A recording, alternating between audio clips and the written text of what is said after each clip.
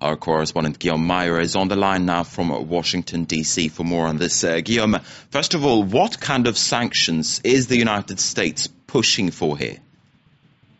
Well, the new word in Washington is now targeted sanctions. The idea here is that the Americans want to target the people in charge for the nuclear program, and not the Iranian population. So the target for the Americans is the Revolutionary Guard of Iran, because they think that they're the one behind the nuclear program, and the Americans want to target the individuals within that Revolutionary Guard, but also the businesses, the companies that actually belong or are operated by members of Iran's Revolutionary Guard. And the idea there, again, is that the population is not the target, but rather the people in charge of the nuclear program.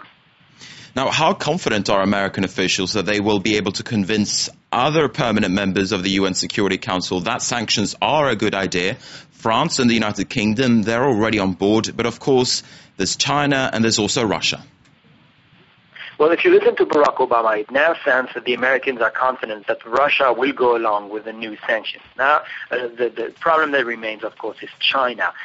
Now, the Americans are basically in the process of explaining to the Chinese that they think sanctions are important right now to convince Iran to stop its nuclear program. Hillary Clinton, the Secretary of State, is in fact explaining to the Chinese why she thinks that, for example, a nuclear Iran would be destabilizing the Middle East and would be bad for business in the region, and that, of course, would be bad for the Chinese as well. Another argument that's put on the table by the Americans is simply that if there is a nuclear Iran, there is a risk that the Israelis will strike Iran. How damaging will that be, again, for the world economy and more precisely for the prices of oil?